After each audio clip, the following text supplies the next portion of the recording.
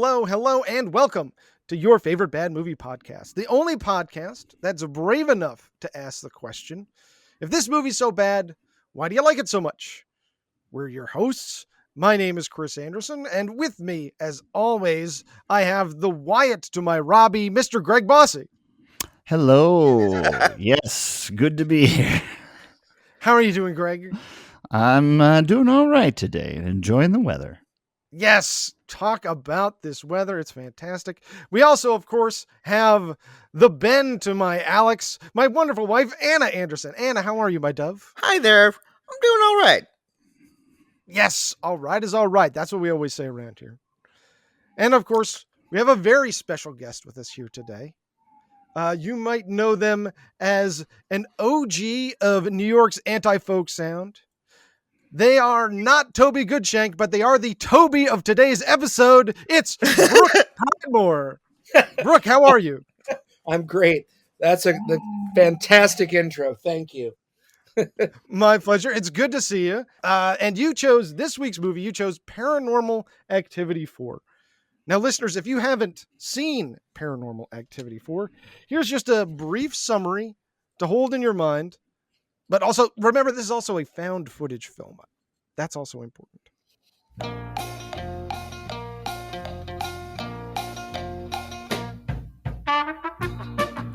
The Nelsons are a typical boring family until a spooky neighborhood boy needs to come stay with them, and their teen daughter Alex begins to document the ensuing paranormal activity.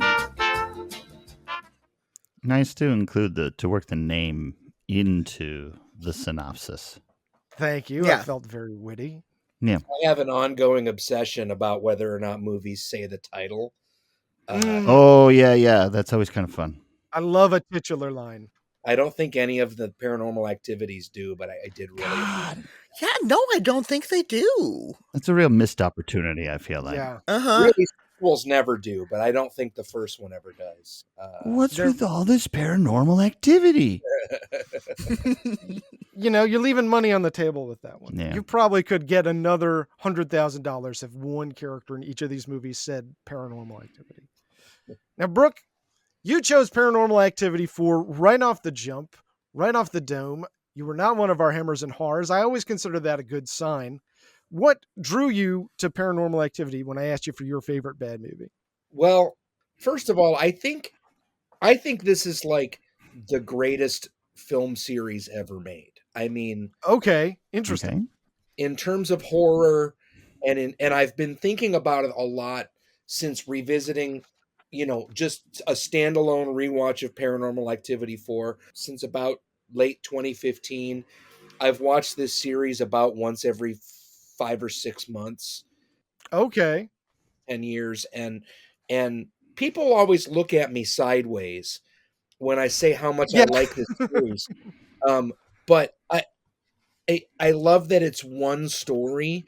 I love that it's the Mhm. deeper you dig into the lore around how it was made and the people behind it, it gets weirder and more shadowy. And there's all these fan theories about Okay. who Oren Peli is, and like one of the Mhm. pervasive theories is he made a deal with the demon for fame and fortune, but that he had to make movies about the demon, and so it's like there's just all this stuff about it, and like a lot of it doesn't make any sense. But then, but it's like one great big messy story. That's true. They never really show the demon. It's just here, I was just thinking today, I definitely had a different reason for loving horror when I was a kid, but there's not a single boob in the entire Paranormal Activity film series. That is unfortunately true. It's a testament to the quality of filmmaking, but it's also a testament to like them really veering toward the reality of what the situation would be like, because like people don't Mhm. just walk around with their shirts off like like they do in the typical horror movies. There's not the blood and, oh, I better take my bra off before I keep running. Fair enough. the hewing, it's not obviously not a documentary, but they play like documentaries, even in a way that like the Blair Witch Project does it. Like even the Blair Witch Project, Hmm. the last one, definitely they abandoned the found footage thing eventually. Oh yeah, with Blair Witch 2. Yeah, yeah. No, but even in the 2014 or whatever Blair Witch, the latter one, Oh, there was another one? yeah, there was a later remake that was pretty good. Um, but they really dropped the found footage thing in this one scene where it's just suddenly these smash cuts between two actors. Mm. Um, and it's fine. One thing with I have this thing where I really want to see the greatest movie ever made, and I also want to see the worst movie ever made. Okay. Mm-hmm. I want to see the fucking worst movie ever made, just to say it, to know I've seen it. And I don't think Paranormal Activity 4 is the worst movie ever made, but it's certainly like the series is certainly considered like pretty gauche to a lot of people. I told somebody that I loved that series, and I discovered it late. I discovered it after the sixth one had just come out of the theater. And the way I Mhm. discovered it was in October of 2015. My mother died, and she died after a Mm. long illness. But like 2015 was really hard because she got sick, and then my stepfather just dropped dead one day, and she died a few months later. So it was this really Ugh. hard year. I'm And sorry to hear that. it was, thank you, it was a really really bad year, and it was like right when I started my touring schedule again. Like I stopped touring when I got sober in 2010, and at like 5 years I started Mhm. again, but it was like right when I changed careers and I'm out of town all the time. Like two parents died right in a row, and I'm just like broke, and like wasn't really met like with open arms when I started playing again. It was really hard to get started, and like all Mhm. kinds of crazy stuff. And I really needed the dumbest, most visceral um entertainment that I could find, and I needed a lot of it. And I got Mhm. really into harsh noise, and really into um I watched the Gigi Allen movie many times that year. It's still one of the Yeah, funniest movies I've ever seen, and definitely funnier than anything else Todd Phillips ever did. Um, for and sure. and really, and then I found the Paranormal Activity films, and I was like, "Oh, this is perfect," because I love found footage. I mean, I watch the now Shudder does a new VHS Mm. every year, and I watch it the day it comes out. Just the instant I can sit down and watch it, I watch it right away. And I think found footage, it's such a cool way to make film, and it makes it's really easy to make. So it's Mhm. still a relatively proletariat filmmaking Mm. That's style. fair. Yeah. Yeah, it's Yeah. accessible. Yeah, definitely. Like PA1, Paranormal Activity 1, it cost $15,000 to make, which like Yeah. I don't just That's have, but I crazy. can find that. Like I could put that together. And so I got into these films because I needed a lot of something really, really, um, I needed a lot of really easy work watching. And so I watched these Yeah. films, Sure. and then among a lot of other things, and then it just stuck, and I got really really into just like repeated viewing. And there's a certain phenomenon, people watch The Office over and over again, and there's like a comfort It's a viewing, comfort watch. Yeah. right? And the PA films on the surface for me are definitely a comfort watch. Like I Okay. I love Katie.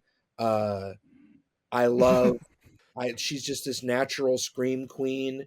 You get to PA4 and it's the real payoff after the explanation in 2 and 3, and then it's the real payoff actual sequel. That's true. It Yeah, I does think so. culminate because Yeah. 2 and 3 are there are prequels to PA1. Yeah. And so yeah, 4 does pay off a lot of what is built in those first 3. Greg, had you seen Paranormal Activity 4 or any of the Paranormal Activity So movies? I have not seen any Paranormal Activity films. I basically, all that I knew about them was that they were found footage films, and I think that there's like a shot in this one where you see her kind of rise up out of the bed, that kind of classic exorcism shot where the person's floating and the limbs are dangling. I was Yeah. like, that seems familiar to me. Like maybe I saw that, like maybe that's a classic image from Paranormal Activity, but I also know so little about it that I couldn't even confirm whether or not that was true. Fair enough. I was just like, they think that's something that happens in everyone, but no idea. I mean, it would almost definitely would have been in the trailer. So Yeah, yeah. that might be where you're that familiar might be with what. it. Yeah. There's definitely like people floating. That might be the only scene where somebody gets like risen up out of a bed. Okay. All right. Mm-hmm. But yeah, no, I didn't know a lot about them at all. So this was a whole new ball game for me. Well, now Anna and I, we watched them all together. Yes. What are your opinions and your history with Paranormal Activity, my dad? Well, I like found footage, and because of that, I think, I don't know, I tend to be more forgiving. I don't know. I hadn't watched them before you did, because I knew that they were found footage. I knew they had been really successful, and I knew they were supposed to be really scary, and I wasn't sure about that. And they do scare me in Yeah. more than a lot of like jump scare movies do, and I think that's probably the found footage conceit. But I think that the series as a whole has ups and downs, but I think 4 is probably the high point. 3 might be like a better made movie, but I think 4 is the high point of the series. Agreed. I liked 3 better aesthetically. I think just because it being a period piece, I found to be more interesting. The third one And- is a period piece? It takes place in the 80s. Oh, okay. I was thinking like 1840 or something. I was like, well, how does that found footage thing work back then? Wait a second. They're using like kinestoscopes, whatever you call them. Everyone's down on the Edison compound. Yeah, you gotta put a penny into the Nickelodeon. Well, I guess you'd put a nickel into the Nickelodeon. Anyway, yeah, I watched the first 6 of these for previous podcasts where we did bonus episodes where we would watch entire horror franchises, and I pretty intensely disliked all of them just because it has a lot of strikes against it already being a found footage movie. I don't like found footage movies. I find them difficult to listen to. The sound is always really low quality, and as a person who's slightly hard of hearing, I find that really. I mean, but even before I was hard of hearing, I didn't care for it, and I find them to, in general, be indifferently shot, or maybe not indifferently. I find them unpleasant to look at. And I don't like ghost movies. I think they're too scary. They scare me in a way that I don't think is fun. I don't have fun watching them because it's all like those like long sustained violin notes on the score, and you're like waiting for the jump scare. And I just find that like really ratchets up my anxiety in a very unpleasant way. But I did find, and we did watch part 7 over this weekend. I finally finished up the trilogy, or the, what would you call this? Septology. Yeah. And 7 was a little odd because it didn't seem like a Paranormal Activity movie. But it was fine. I liked it fine. That's the only film in the series that has been new since I've been a fan of it. And it went to Paramount Plus on like one day in October of 2021. And like, I shit you not, I was in front of my screen at 12:01 with like right on to see, like, it was a Friday night. I skipped everything to watch Paranormal Activity 7. And it's the only one that I really think is kind of mid, in that it doesn't connect to the rest of the series. It's not immediately part of the rest of the story. Yeah, it is sort of like the Halloween 3 of Paranormal Activity, in that it's sort of more linked up thematically than it is like plot wise. Yeah, it's the same demon, but that's really kind of it. It's kind Yeah.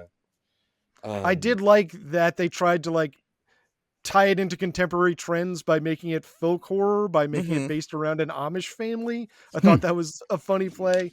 And I like that they've mixed it up visually. Like, obviously, if you're a Paranormal Activity fan, you're going to want to say, oh, give me more. Give me more. I love Paranormal Activity. Keep it coming. But I do think that it is a good idea to inject some new ideas. Like, I really like 5 when they made it about a Latin cast. I thought that was a smart, fun way to mix it up. And so I thought this was just another way to like, let's just add a little bit of sauce into the mix. It's been enough time. We can try something else. And, if there's interest in it, we can go back to a tried and true classic Paranormal Activity sometime in the year 2028 or whenever they would do it.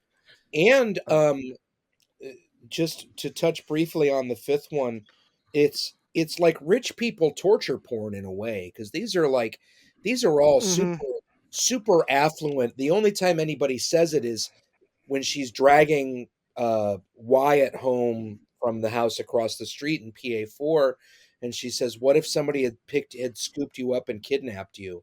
And he says, "We live in a good neighborhood." Like, he's this like 6-year-old boy that they're completely coddled where they live. And so it is neat. I was just thinking about that. That's what's cool about the marked ones, is that it's like, it happens to poor people for once. Like, that's kind of actually a nice change.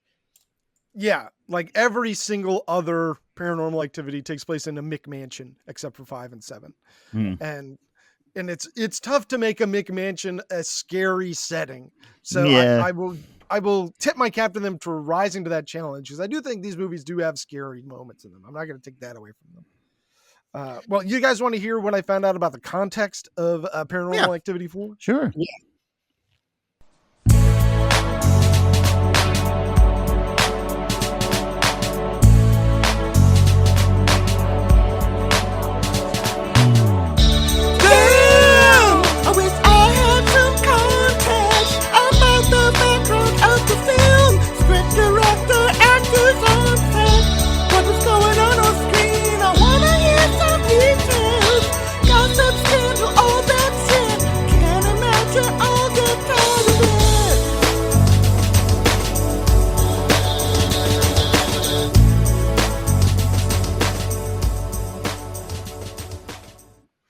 All right. Paranormal Activity 4 came out October 19th, 2012, just at the height of spooky season. Your 2 directors, Henry Joost and Ariel Schulman.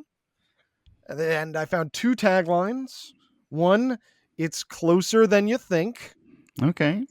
Not great, but it is ominous. Yeah. And number 2, all the activity has led to this. It's interesting.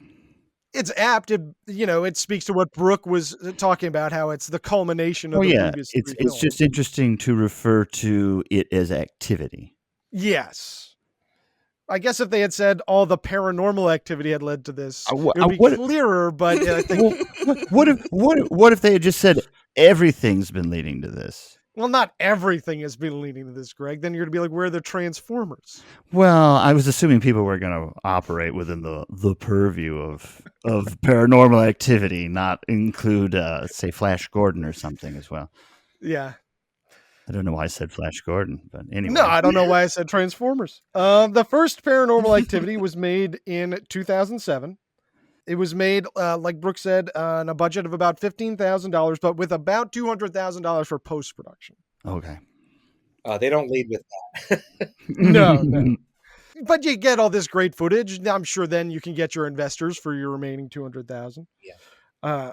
And it made $194 million at the box office, and is by most accounting the single most profitable film ever made. That's crazy. Yeah. Wow. That's Huge crazy. Return on investment. It also single-handedly revived the found footage horror genre after no one was able to recapture the magic of the Blair Witch Project from, what was that, 98, 99? Yeah, that sounds about right. Yeah. 99. So yeah, I'd been lying dormant for about 8 years, and then Paranormal Activity came in and brought it rearing back to life. It also spawned a horror franchise that was also very successful. Paranormal Activity is fairly unique amongst horror franchises, which were traditionally slashers following a central villain or monster. Paranormal Activity would instead follow an extended family that was harassed by a demon, all in the found footage style. And we've all, I think, gotten our thoughts out on found footage just as a genre. Yeah. Anna's pro, I'm con, Brooke is pro. Greg, where do you land on? I am not. So I liked the Blair Witch movie. I'm trying to remember the Blair Witch Project. I enjoyed. I'm trying to remember if it was shot like a documentary or if it was like just all the footage cobbled together. Generally, I don't like found footage because in the construction of making it look like a found footage documentary, it acknowledges the presence of film and yet tries to remain within the world. It's like so film exists, but this isn't a film. This is real footage from a real film, but not a film. I don't know if that comes across what I mean entirely. I think so. It's like they're making a fake movie, but it's a real movie. Yeah, the disbelief you have to suspend is that there's a regular kid in this family would just be carrying around a camera. Right, exactly. Right. Yeah. And then there's like a lot of like any time that's like, oh, it's a long shot. It's like, but this is a documentary, you wouldn't include this long shot. That's pointless. Because to a documentary, but to a horror movie, it's not pointless. And so it just becomes really confusing to me where it's just like, this is the weirdest documentary I've ever watched. It's like, that's because it's a horror movie, but it's like, right. It's a horror movie that's a documentary. Yeah. I mean, Allegedly. I think a lot of found footage movies, horror movies, aren't framed so much as documentaries. They're framed in the same way that horror novels are often like, I found this fucked up journal in my attic and here it is. It's we found, here's the footage that was found. And so it's so the conceit, I think, is that it is unedited and doesn't have the documentary point of view.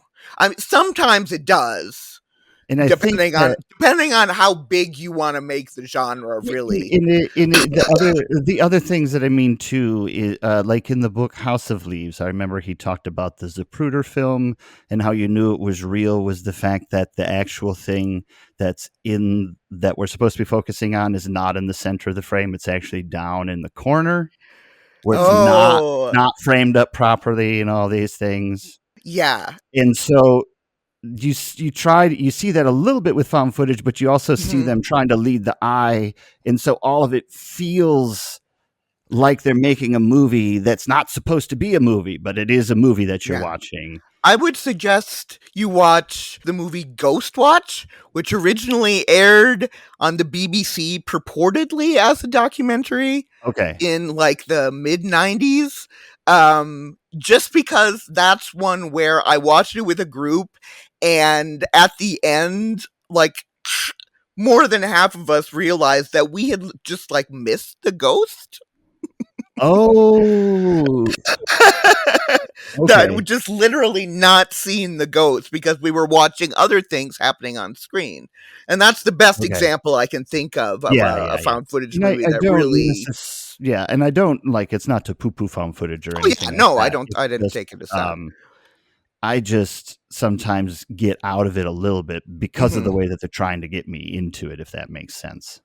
Now, I find one problem that I have with found footage when it's not well done, at the very least, is that when the person holding the camera is a character and that camera work doesn't ring true to what that character is doing.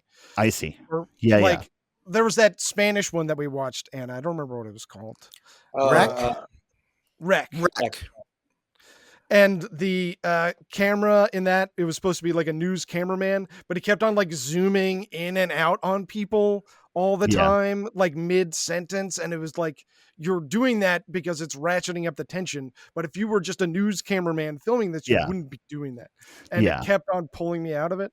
Yeah, that's the feeling that I felt with this one. I don't know if I always feel that, and it also might be because I was watching it at like 11 o'clock in broad daylight on a laptop on my on my kitchen table or whatever. Okay, yeah, we got to press on, baby. We Yes. are running long already. Yeah. Now, by the third Paranormal Activity, they had brought on a pair of directors, Henry Joost and Ariel Schulman. Joost and Schulman had broken out a year earlier with the documentary they made about Ariel's brother Neve and his online relationship, and that movie was called Catfish. Yes, it was. Ariel Schulman, also a Tisch alumni. Go Violets. And also a school friend of Justin Reamer, anti-folk mainstay. Nice. Yes. They knew each other. Yeah, we all would have been going to NYU around the time, but I did not know that he knew Ariel Schulman. Very quickly, I remembered my point, and it was that because I was watching the movie in the middle of the afternoon, anytime there was a long shot, I would set my cup of coffee down because I was like, so there's going to be a jump scare here or not. I don't know if they're trying to fake me out or not, but I just don't want to be holding any liquid. Fair enough. Fair enough. Yeah.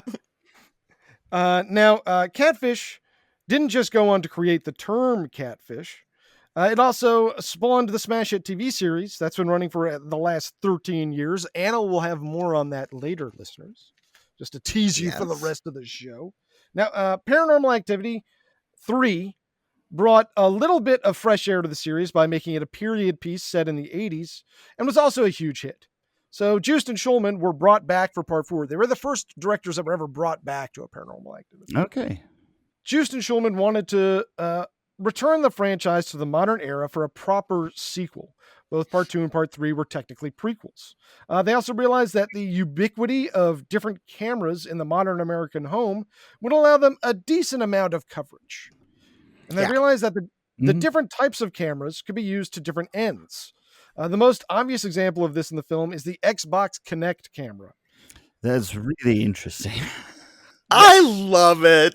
It's know pretty it's kind of corny, but I think it's really cool. No, I actually wrote best use of Kinect I've ever seen. Mhm.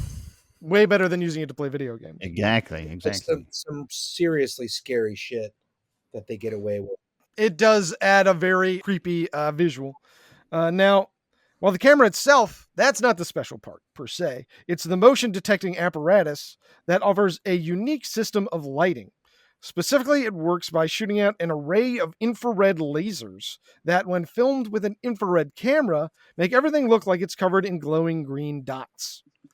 Obviously, this would be a great way to imply that something invisible was getting caught on camera. And also, you get a nice little product placement check from Microsoft. Boom. Fantastic. Win-win. The other thing they realized was the found footage potential of laptop cameras and Skype. Normally, a found footage movie will have most of its footage shot on a camera pointing away from the person that's using it and at what the character is looking at.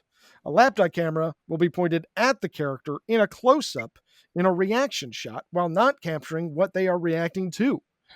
It also might capture something behind the character, something that we can see and the character cannot. So you get to, play with visual information and holding out on who sees what. And I've seen a couple of movies.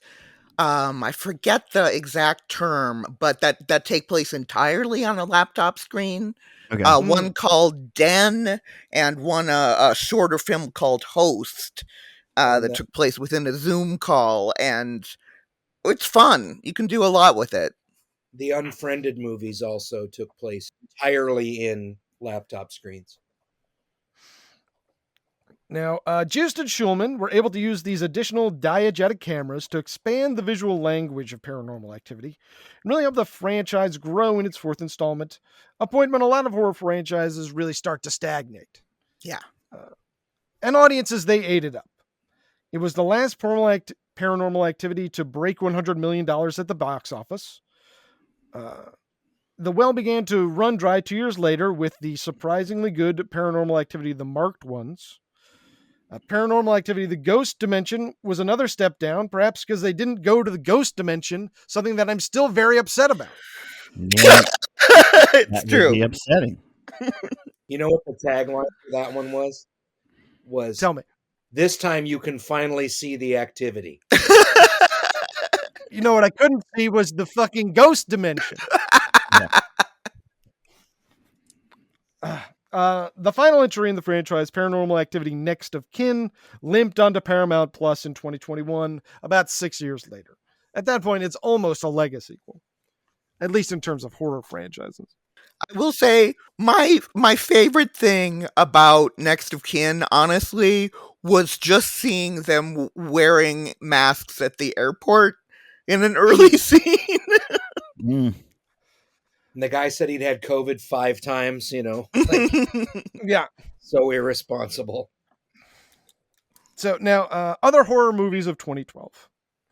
You got Cabin in the Woods. Okay. Very fun meta horror movie. You got Dario Argento's Dracula 3D. Mm. The Lords of Salem. You got Rob Zombie up in the mix. Oh, yes. Then you got the first VHS. Ooh. Then you got The Woman in Black, a little spooky Daniel Radcliffe movie, I think. Okay. I think I read that novel. That sounds like the type of novel you would read.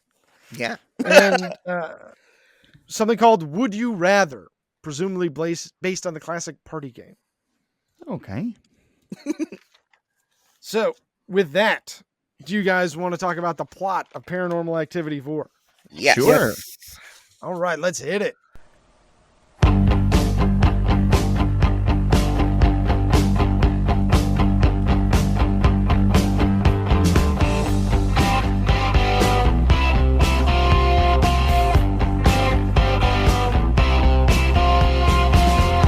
Blood Bumper, listen to me. I'm gonna give ya the plot summary. Come on, baby, here's the synopsis. Blood Bumper, Blood Bumper.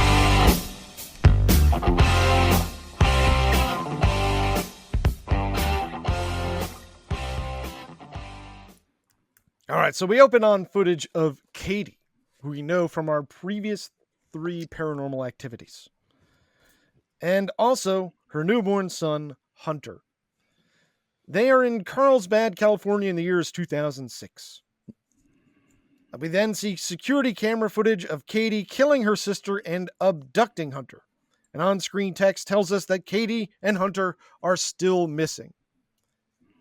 Which is plainly not true because we see them later on in this film. That's true.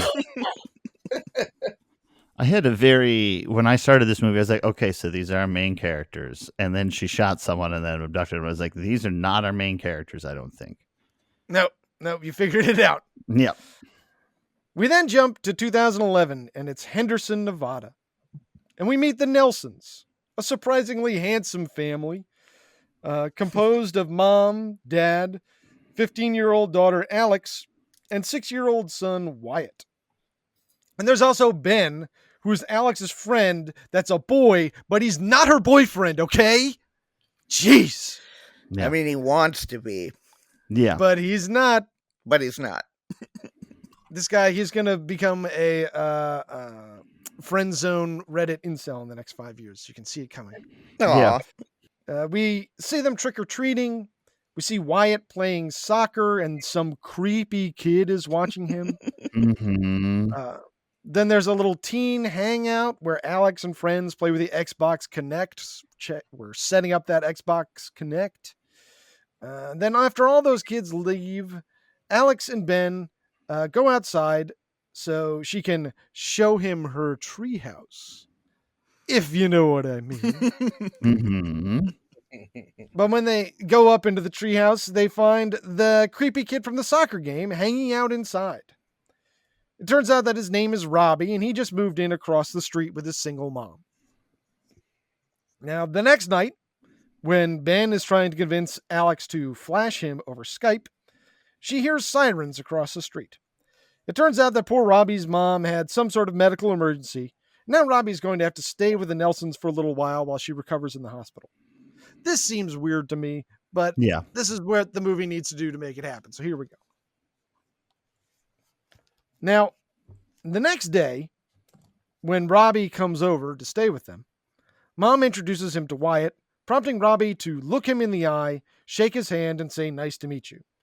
Ben thinks that this is the goofiest thing he's ever seen. So I'm going to put this question to the panel. Is Robbie just autistic? I think at this point he is very autistic coded. Mhm. I think he is actually a little devil boy.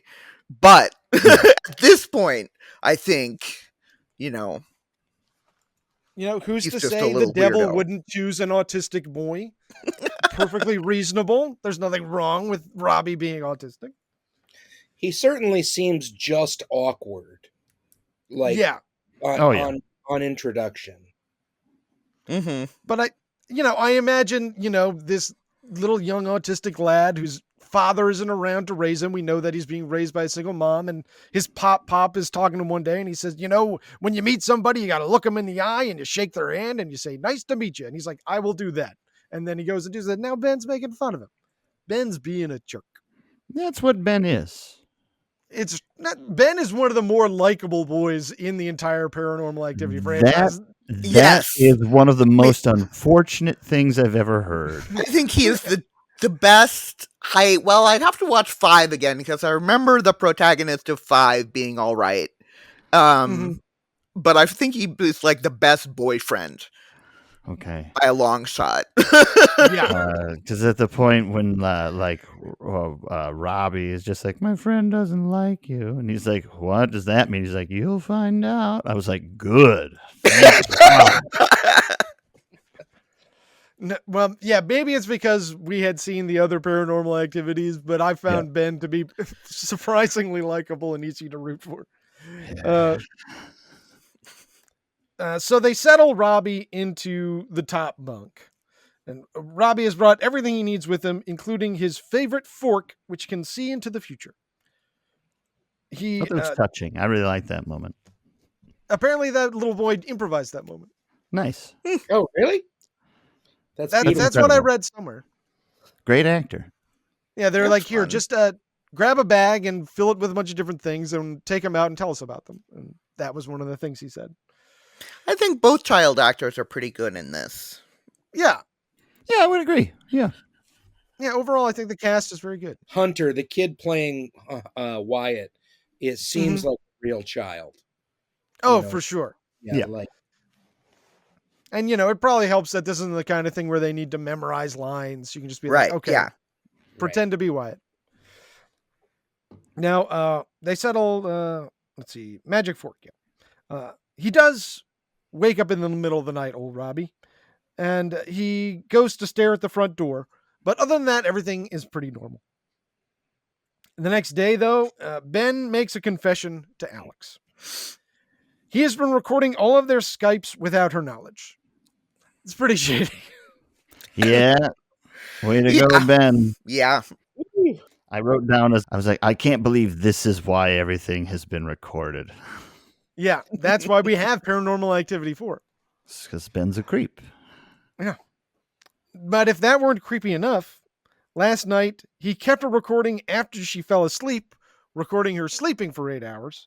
But he also recorded Robbie, the scared little boy, crawling in to sleep next to her. Out of the two of those, I gotta say, Robbie's coming off a lot better than Ben. I think so. Now, the next day, Robbie and Wyatt are becoming fast friends. Robbie has introduced Wyatt to his invisible friend Toby, and they've even started using the Xbox Kinect together. Is Toby a thing in the other movies? I mean, obviously there's like a thing, but is it called Toby? Yeah, it's established, I think, in the third one, so in the 80s that they're that's what they're trying to bring to life. Okay. Yeah, they affectionately call the demon Toby. Okay. But boy, that Xbox Kinect looks like some fun technology. Ben shows them and Alex something that's even cooler than using it to play the latest Xbox games. If you turn on the Kinect and film it with the night vision camera, it makes everything look like it's covered in glowing green dots.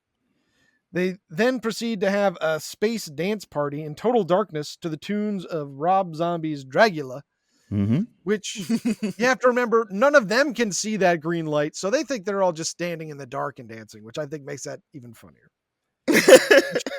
It's Yep. fun to dance in the dark. It's true. They should have been dancing to Dancing in the Dark. Oh, too Yeah. meta. Too meta. Yeah, I guess so. Yeah, and Ben doesn't strike me as a guy that appreciates old hits. Right. Now, later on, when Alex and Ben watch this space dance party footage, they notice the vague outline of an unseen figure in the dots next to Robbie. Much to consider. Mm. Now, that night, we get the return of my favorite character in the Paranormal Activity series. That character is Spooky O'Clock. Oh. Spooky O'Clock is a little clock that appears in the corner of the screen to let you know something spooky is about to happen. He is a trademark of the Paranormal Activity film. Because it's just like it's 3 a.m. or whatever, right? Yeah. Yeah, well, Yeah. he'll tell you the night and the date, and then Yep, he'll yep. hang out just telling you the time. So first, we get night 1, November 6th, 2011, 3:02 a.m. Robbie is downstairs playing with the Kinect. When Alex asks him about it, something flies past the camera. It's scary. It's scary. It's a whoosh. It's a classic PA jump scare. So Alex shows Ben the footage. And while Ben isn't completely convinced that something is going on, he does agree to install surveillance software on every computer in their house. Night 3, November 8th, 2011, 3:23 a.m. Wyatt and Robbie go downstairs and play pretend. Mom catches them and sends them both back to bed.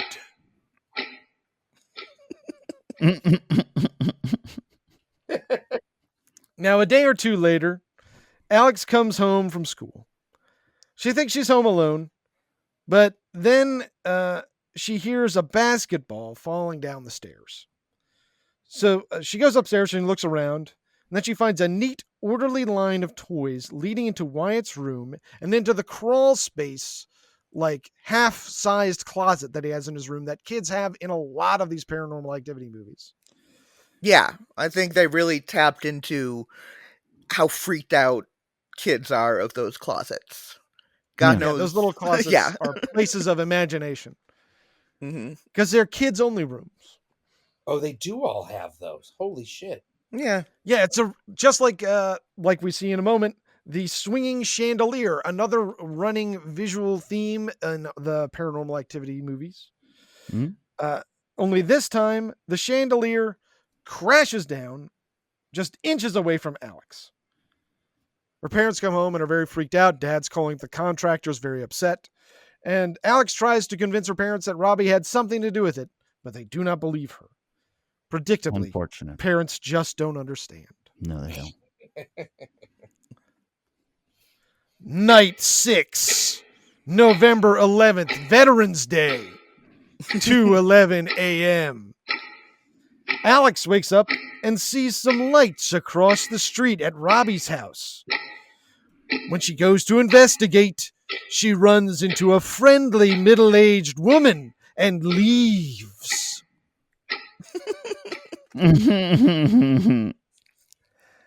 The next day, Wyatt is riding his big wheel around the kitchen, and an unseen force moves a kitchen chair in his path. This is one of the few, I think one of the first times in a Paranormal Activity when you're seeing some Paranormal Activity during the day very early on in the movie. Hmm. Is that fair to say, Brooke? Yeah, I think it might be the first. Yeah, an interesting break with tradition there. Yeah. Now, later on, Wyatt and Robbie are playing with magic markers. Mm-hmm. Magic markers. And Robbie uses them to draw sigils all over Wyatt. When Ben asks Robbie about it, Robbie tells him he doesn't like you. Night 7, November 12th, 3 a.m. Wyatt goes downstairs and talks to Robbie's imaginary friend, Toby. Yep. The next day, Alex needs to go investigate and do some research about demons. That's right. She goes to the modern day equivalent of the library, Wikipedia. Oh, Lord have mercy. Yeah. Oh, Lord have mercy. We get a research scene. She wants to investigate one specific sigil that she's seen, and because she's seen it in a couple places since Robbie started popping up. It's the circle inside the triangle, your classic Harry Potter tattoo. That's a recurring iconography throughout the Paranormal Activity films. Okay.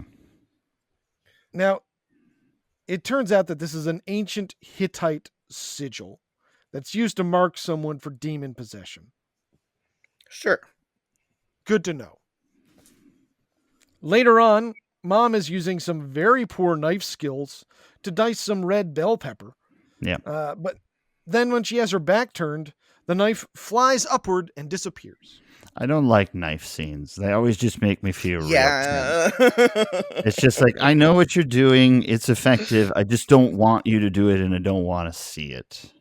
Yeah. It's one of those things that really ratchets up my anxiety. Yeah. Too. And Just getting cut with a kitchen knife hurts so Yeah. fucking bad yeah. for so long. Yeah.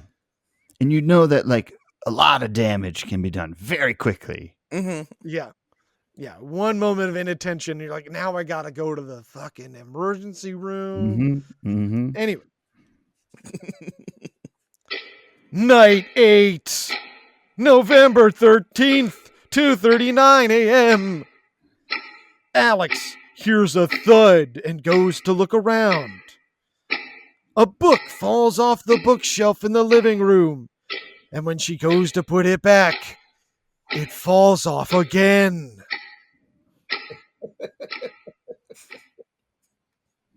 The next day, Robbie leads Wyatt over to his house. Alex chases after them and almost gets run over by a Prius and shouts, "Fucking Prius!" One of the good laugh lines of the movie. 2012. That's right. But also a good sign of the dangers of the Prius. They run very quiet. Yeah, they've had to change that now, I think. Yeah. Yeah. They got to put baseball cards in the spokes. Mm-hmm. Now, she runs into the house where she finds the boys playing, but she also finds Robbie's mom, and Robbie's mom is Katie from the beginning of the movie. And also, like, all the furniture is covered with sheets. It's obvious nobody's been Yeah. living there for a long time. Oh yeah, there's Well, no they sheet. were just moving in. Is that woman the Katie from the previous ones? Is she in the Yes. previous ones, and it's the same actress? Yeah. Yes. Okay. Katie Okay. Featherstone keeps on coming on back. Okay. Can I just I think the scariest moment for me in this entire film is when she first appears on screen, and then she lights up pretty immediately, but there's this instant on her face where it's like where it's just like, there's just nothing in her eyes, and like that's I had to rewind it and watch it again. Like fucking terrifying, and it's just this tiny little moment where it's like you can see there's no Katie there, and she just like, and then she snaps too. Anyway, Nice. that's enough. That was a very effective little moment. Now, oh yes, of course. Night number 9, November 14th, 1:21 a.m. Dad is up watching TV. When the computer in the kitchen turns on, he goes to the kitchen, and the knife Mom was using before falls from the ceiling, and it almost hits him. Ah! Yeah. It's Chekhov's knife. The next day, Alex asks Wyatt what was going on when he was over at the other house. And Katie said to Wyatt that she knew that he was adopted And also, his old family needs him back. Now, this to me raises, I'm going to spoiler alert for the next 10 minutes or so. Wyatt is Hunter. Why did Katie give Hunter up for adoption? To more effectively hide him? But she's running around with Robbie, and Robbie's a demon kid too. I've been puzzling over this because there's a lot of stuff in this fourth one that really doesn't make any sense. And one of them is maybe it's like, so that's a 1-year-old toddler. They took it away from the mom and she had to go hide it somewhere she had to go hide him somewhere so the kid, so the kid could mature to the point where the demon could enter him or something. And it's like, so we go hide him there. Or maybe it's like they have to be invited in because they invite Robbie in. Or it's like maybe like there has to be a welcome or something. There's all this stuff that's not answered that I like I wasn't able to figure out. And I think a lot of it is it's like when the demon is coming for someone, they're not going to tell them why they're doing things. You know what I mean? Okay.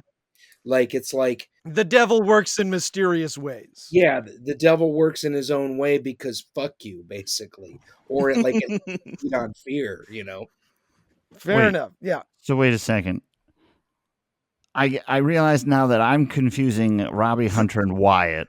Not necessarily Robbie and Wyatt, though sometimes I get the names mixed up. I remember the two names and the two boys, but sometimes when you say Robbie, I think Wyatt. But Hunter is someone that I forgot about. So Robbie is Hunter? No, Wyatt is Hunter. Wyatt is the one that's in the house already, and Robbie is the one that's introduced. Yeah. And so Wyatt the whole time has been the Hunter from the opening of the movie? Yes. Katie gave him up for adoption for devil reasons. Sure. Let's say devil reasons. Sure. Maybe she didn't want to take care of a kid. Yeah, maybe now that he's got a career trained, to think about. Yeah. Okay. Things are making more sense to me now. Okay. I'm glad they're making more sense for someone. Okay. Night number 10, November 15th, 3:18 a.m. Wyatt goes downstairs and bathed in the invisible green light of the Xbox Kinect, he tells an unseen figure that his name is not Hunter. Makes that scene make a lot more sense. Yes.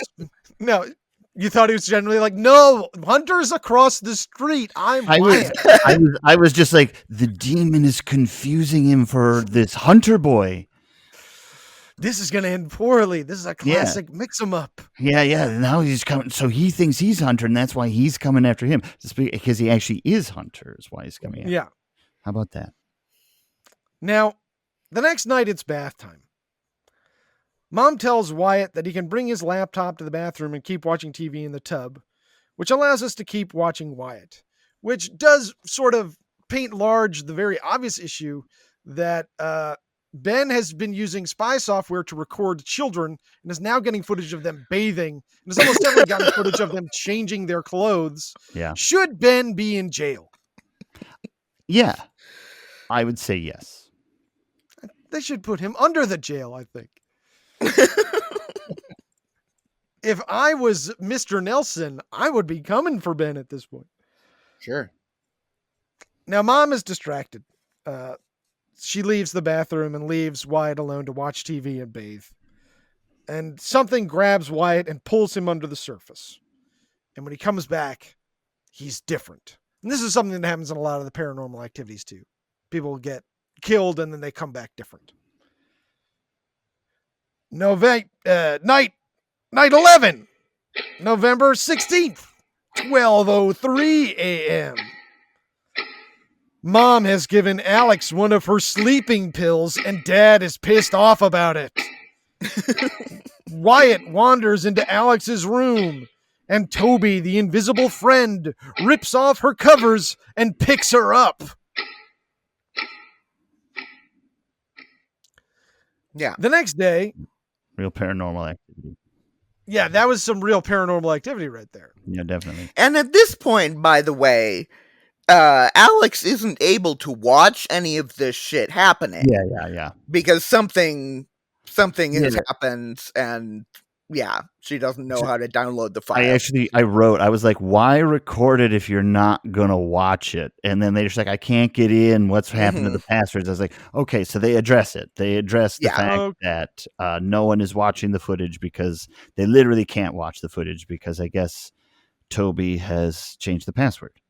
And they address very early on that it's just a thing that Ben's computer does, where he just records video. I think he was lying. I'm pretty sure he was lying about that. That never occurred. He's also just like, yeah, you just install it and it just does blah blah blah or whatever, you know. Yeah, I think maybe he got like the 1 week shareware trial version on everybody's computer and it probably expired. That's my theory. Interesting. Let's see. Night. Oh, sorry. The next day, Mom and Dad head out and leave Alex to babysit little Wyatt. Night number 12. November 17th, 12:48 a.m. Alex hears something in the garage. She doesn't think it could be her parents coming home at 1 a.m. for some reason. She's like, it's too early for my 40-year-old parents to be coming home at 1 a.m. They like to party. So she goes in the garage where the doors lock and the car starts on her own. As Alex begins to succumb to carbon monoxide poisoning, Katie goes into the house and up to Wyatt's room and tells him, Hunter, you're almost ready. Alex breaks into the car and drives it to the garage door in order to escape. When her parents get home, they don't believe her, even though, and I guess she can't show them the footage because her software isn't working. Oh, true. Yeah. Now, the next day, Dad is willing to listen. Maybe because he remembers this whole falling knife situation. Yeah. So the two of them leave to talk. They got to get out of the house. And while they're out, Toby, the invisible demon friend, kills Mom by slamming her into the floor. And then Ben comes over to grab a Pepsi and goes upstairs to Katie's room and, or to Alex's room, but then Katie walks in and snaps his neck from behind and throws him in the closet. And then she leaves with Wyatt. When Alex and Dad are coming home, they see Katie bringing Wyatt to her place across the street. They split up. Dad goes to investigate. Alex goes home.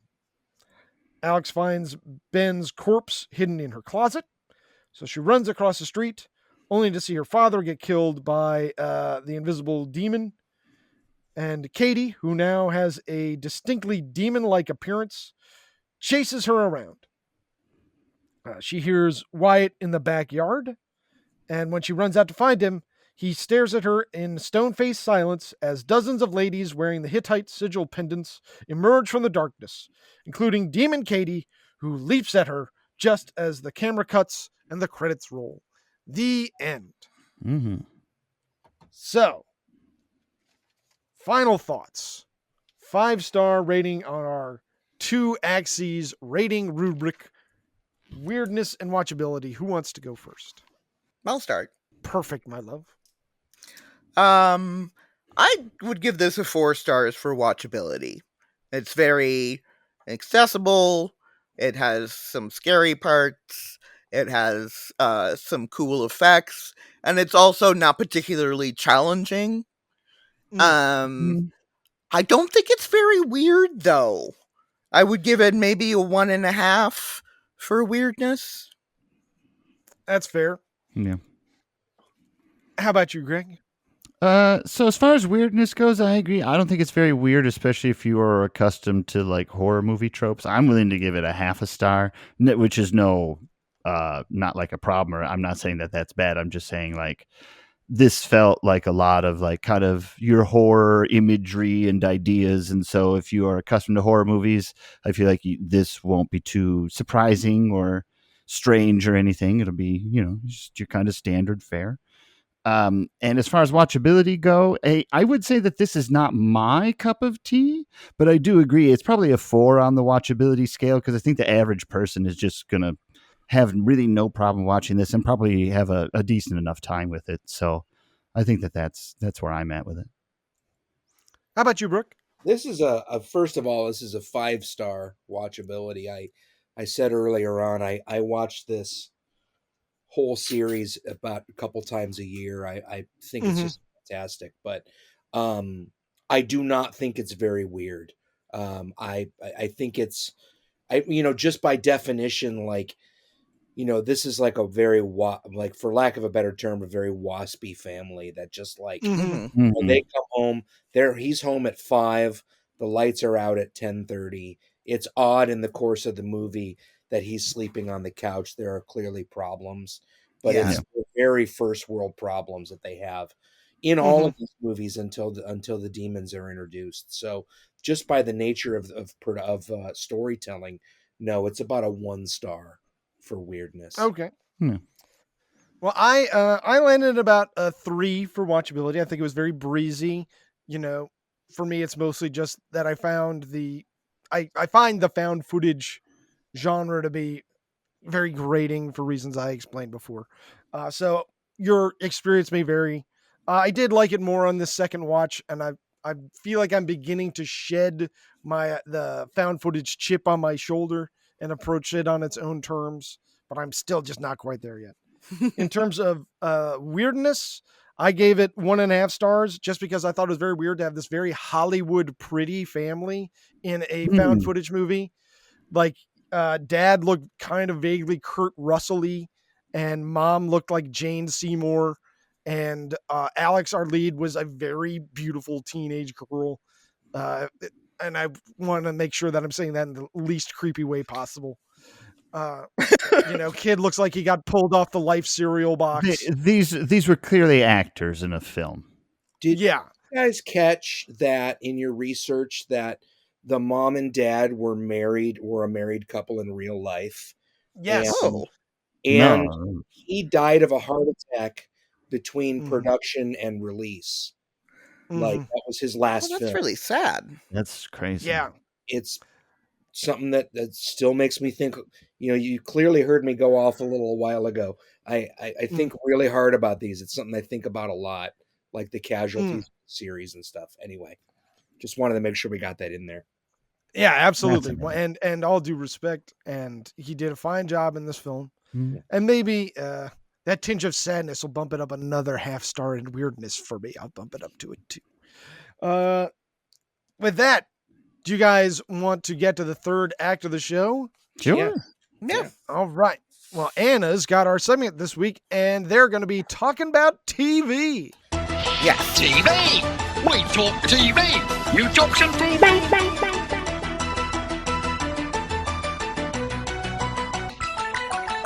Talking about TV! Talking about TV! Talking about TV! Oh, can't you see? We're talking about TV!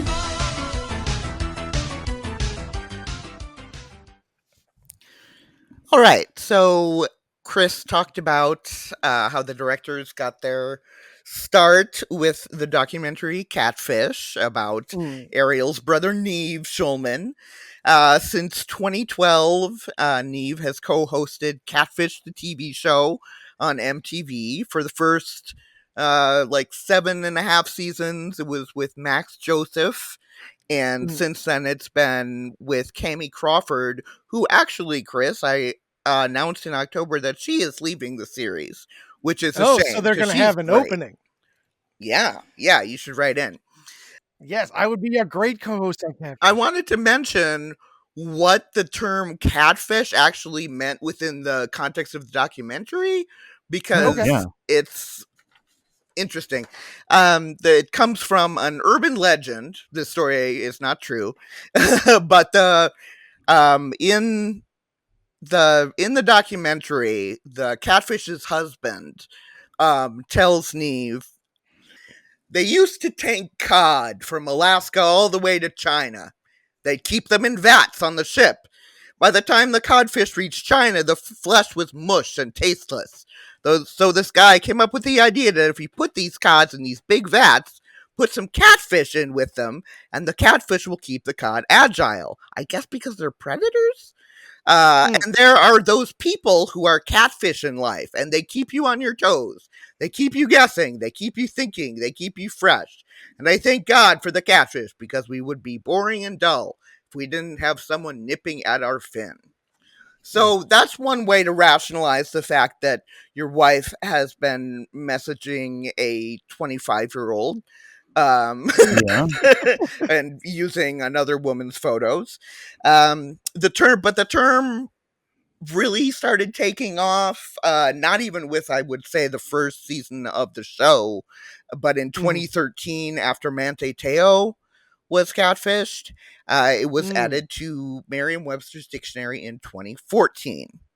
So Okay. the setup of the show, if there's anyone who hasn't watched it, it's set up that, the hopeful, who is in an online relationship but isn't sure if the other person is real.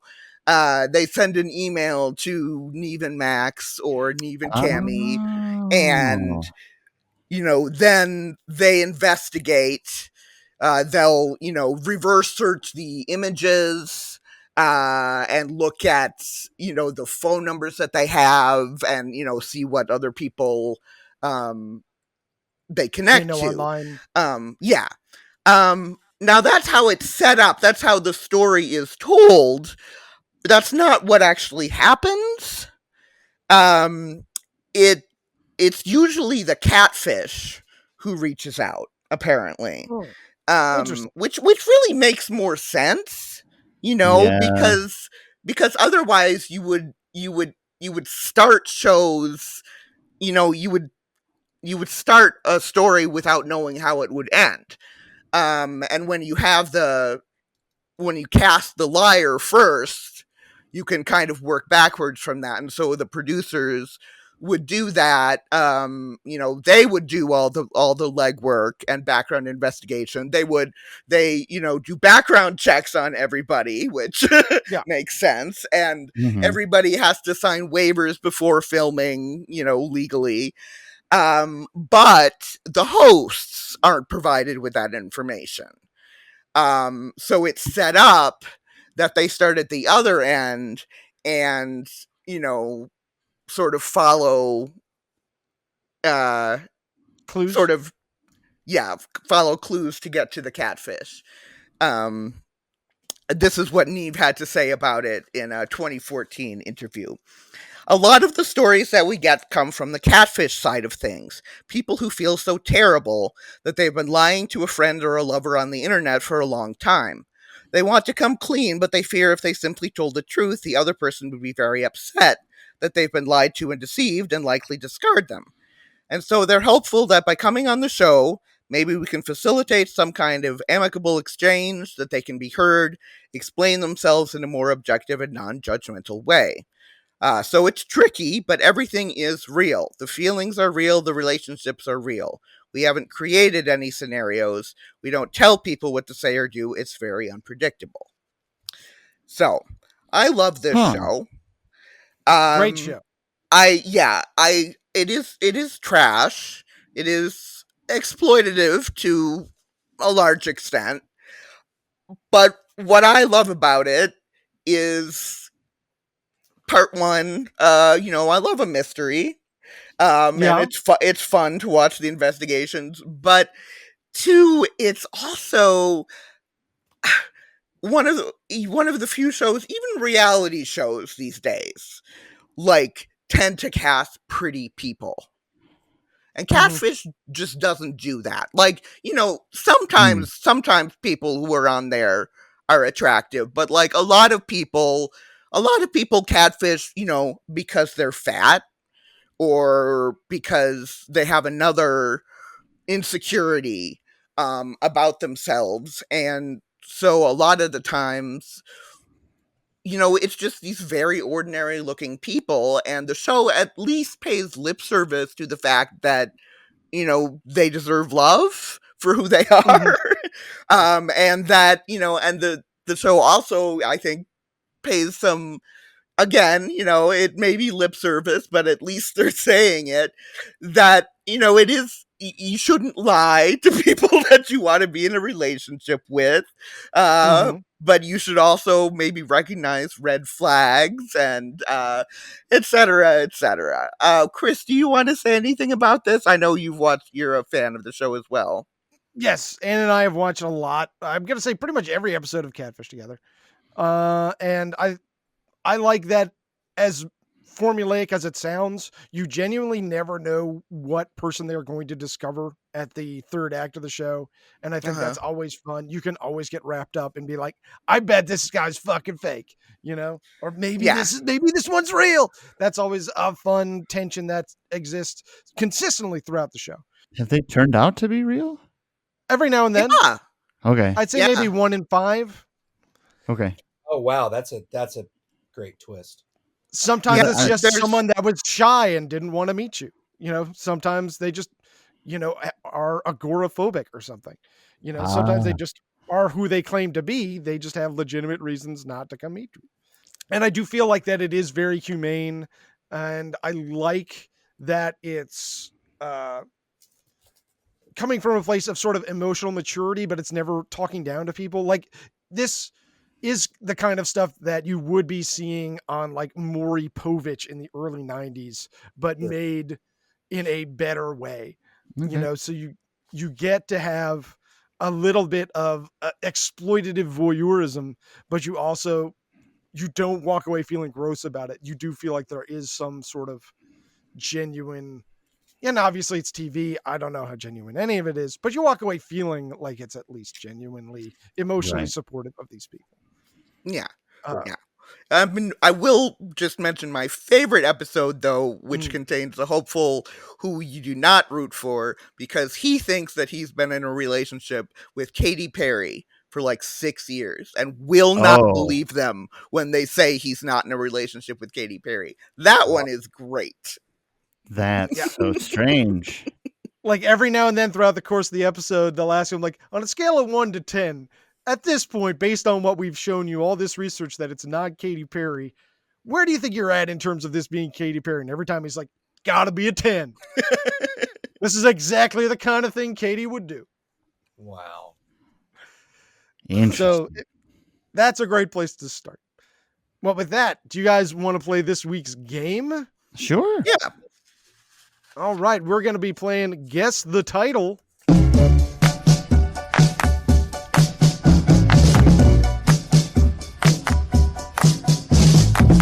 Let me tell you about this brand new game where you guess the movie's name. You just tell me what the title is and prove you know all about showbiz. Guess the title. Whippa, whippa, whippa, whippa. Guess the title. Gooby, gooby, gooby, gooby. Guess the title. Guess the title. Come on, honey. Guess the title. Yeah, yeah, yeah, yeah.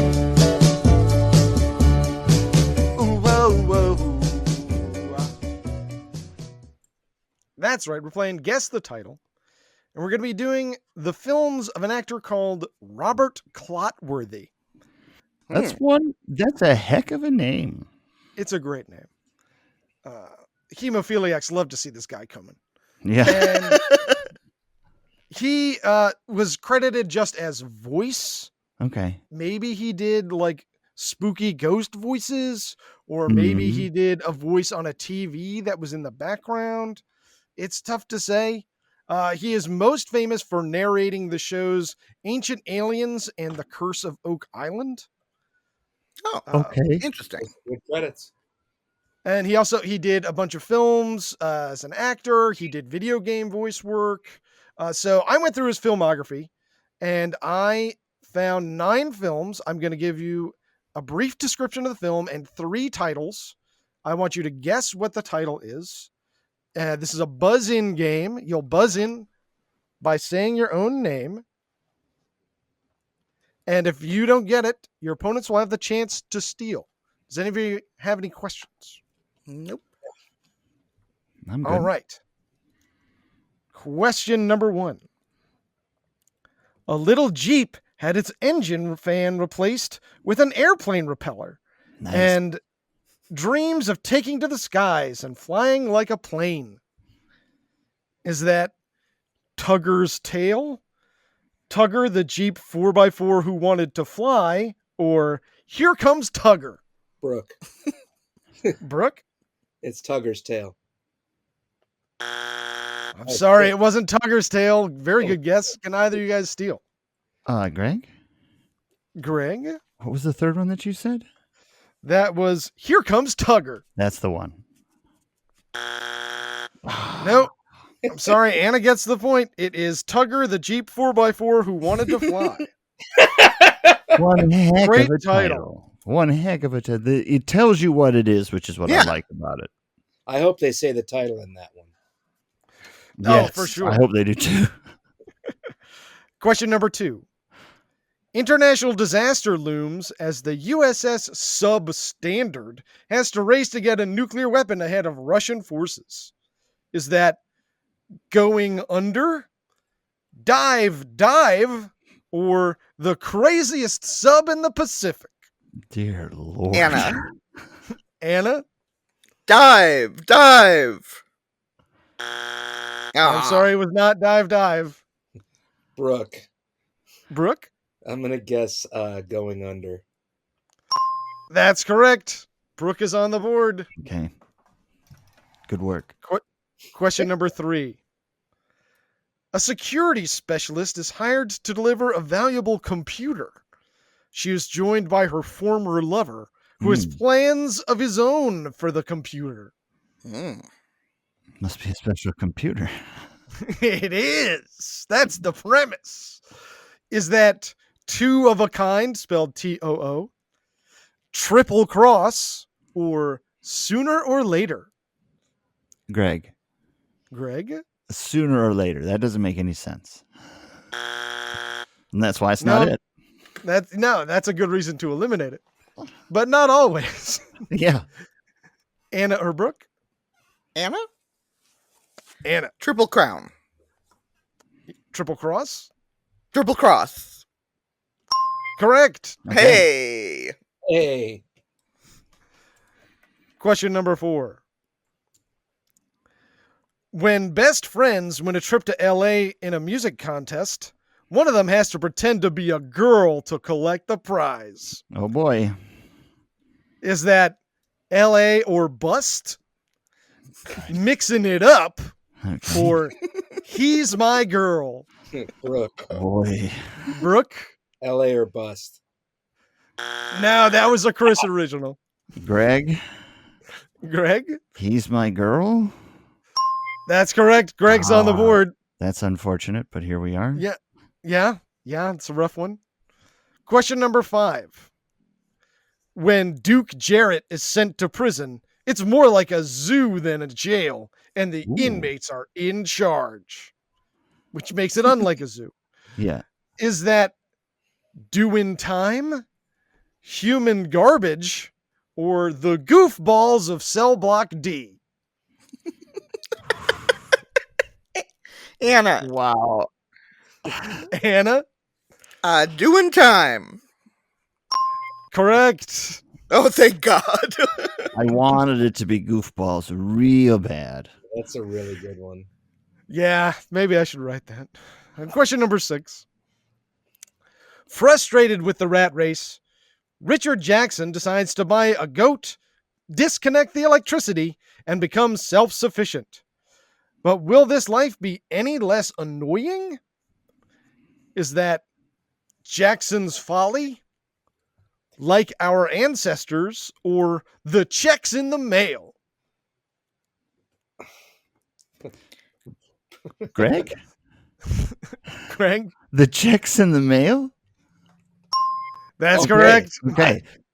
That was one where I was just like, that doesn't make any sense. So I'm going to go with it again. Yeah, that's one I wouldn't have come up with. Question number 7. Mary becomes a nun at 16, but she never gets used to the strict rules of her new life. And when she falls in love with Father Tim, she wants to withdraw her vow. Is that Original Sinners, Shattered Vows, or For the Love of God? Wow. Brooke. Brooke, Shattered Vows. that's correct. Nice. Okay. Yes. It is 2-3. Still very much anyone's game. Okay, Question number 8. This is an interesting filmography. He had about 190 credits, if I remember correctly, so Okay. he had a lot that I could pull from. Yeah. Wow. This guy worked. Question number 8. A very intelligent teenager is sent to college, where he meets his roommate, a popular jock, and must learn to adapt to adult life, wild parties, and romance. Is that The New Odd Couple, Gadzooks, or The Kid with 200 IQ? Greg. Gadzooks. I'm cutting that out for the soundboard. Brooke? The New Odd Couple. Fuck it. No, I wish. Okay.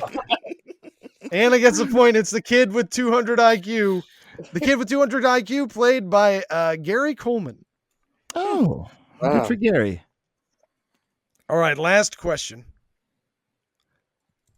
Devastated by the death of JFK, a Dallas-based hairstylist boards a bus for the funeral in Washington, D.C., where she meets a perplexing father and daughter who greatly impact her journey. Is that Freedom Bus, Love Field, or Camelot Down? Anna. Love Field. Correct. It was Love Field. Ow. Hey. Stars Michelle Pfeiffer as the hairdresser. How about that? Huh. Congratulations. Good for Michelle. Yeah. She liked to work too. I wonder what she's up to these days. Congratulations to Anna. You're the big wiener this week. And that just means one thing, everybody. It's time for the Baddie Awards.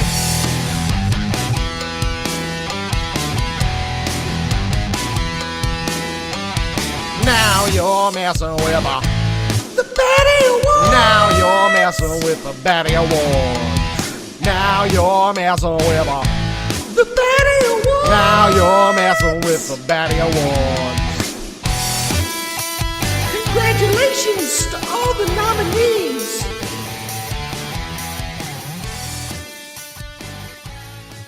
That's right. Congratulations to all our nominees. Congratulations to you, listeners. You made it to the Baddie Awards, the only award show that is good. Greg, do you have a Baddie Award? Yeah, my Baddie Award goes to the last thing that I expected to be in this film, and that is the song Dragula. So I'm going to give my Baddie Award to Dragula. It was just like, this song in 2012 in this movie. This is an interesting choice. Oh, it is late, isn't it? Yeah, like I was like, is this like Jet Set Radio? Like, is this is it sophomore year of college again? It was just strange to hear it, and then also now that you mentioned that they're in complete darkness dancing to it, it just becomes that much more hilarious to me. That it's just like two 15-year-olds and an 8-year-old just bouncing around in the dark to Dragula. So enjoy your Baddie Award, Dragula. Fantastic. Congratulations to Dragula. Slam this award in the back of you. I'm going to give my Baddie Award to, obviously, we all remember when Mom was doing a really bad chopping up those red bell peppers. Yeah. And then the knife disappeared, and she gets the best backup knife. We all have it in the kitchen. We never use it. The Santoku knife. Oh. I think this is the only situation that would prompt me to go grab the Santoku. Here's to you, Santoku, the best backup knife. Anna, do you have a Baddie Award? I do. It's one in my occasional series. Hey, that person was on Supernatural. Carry on my wayward son.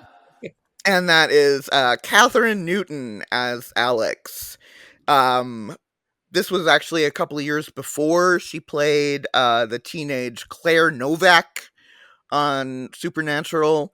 She's actually, I think, the most successful actor to come out of that series, because she's done several like fun horror movies recently. She was in Freaky, which is by yeah. the script is by Christopher Landon, who wrote several of the Paranormal Activity movies.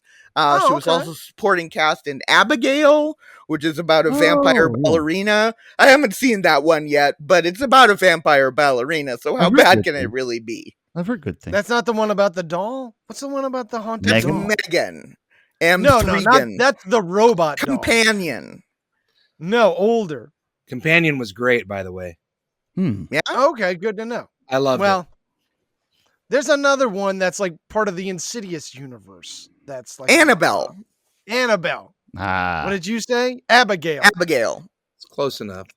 Come on, Hollywood. Cut me some slack. Brooke, do you have a baddie award? I do. I was gonna give it to Katie, my favorite screen queen, but I'm gonna throw it to Alex's songwriting skill, as in that the improvised little song about Robbie coming in and hiding in the treehouse. I write songs every day. It's part of what I've been doing for a while, and they often sound like that. I know it's not an easy thing to do, so that's a favorite little touch of that movie for me. Nice, very nice. Yeah, the journey of 1,000 miles starts with the first step. She just needs to keep chopping away at that marble. She'll get that great song that's in there somewhere. Sure.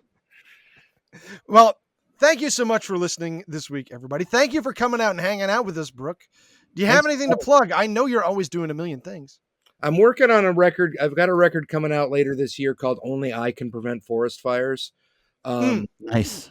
That's my 8th record, but the most recent thing I have is a split 7-inch single with a band called Milk Street from Orono, Maine. They're just a band I met a couple years ago, and we agreed to do a 7-inch together. And my side is the first thing I ever produced entirely by myself. It's all home mixed, and nice. It was the very tiniest exception. All the instrumentation was made on an OP1 keyboard. Really? Oh, sick. Yeah. Cool. I'll send you a link to that. Please. Yes, that will be our closing credits this week. So listeners, stick around and listen to that. Pick up Brooke's 7-inch. We'll put a link in the show notes. Send me a link and we'll direct people right to you. Totally. And if people wanted to follow you online, what's the best place to do that? I'm at Brook Pridemore on everything. Brook with no E, Pridemore, BrookPridemore on everything except Reddit, where I'm the guy from Pearl Jam. And at Pridemore on Letterboxd. But it's just like the 3-word sound in the English language, Brook Pridemore. Most active on Instagram and TikTok and Threads lately. All right. Well, listeners, track down Brooke's music. It's all great stuff. And come back next week when we'll be having our second anti-folk guest in a row and a latest member of the Three Timers Club. Preston Spurlock will be back, and we'll be talking about Neil Young's Human Highway. I'm very excited to check this one out. Interesting. You don't want to miss it. And hey, you know what I'm going to do right now? I'm going to tell you to give us 5 stars. 5 stars is free, brother. That's what I always say. I would give you 5 stars. You know that that's true. He would. Yeah. In fact, if you want to shoot us an email at favoritebadmoviepod@gmail.com, possibly favoritebadmoviepodcast@gmail.com. No, it's pod. It's favoritebadmoviepod@gmail.com. Email us. Tell me something you want me to give 5 stars to. You know I'm going to do it. And you can find us on Blue Sky at favoritebadmovie.bsky.social. You can find us on Instagram. You can get all that through the link tree. And, anything you can do to spread the word about the show is always very much appreciated. You know that's true. So I guess that wraps things up. Until next week, be good. Goodbye. Bye. Goodbye. Bye.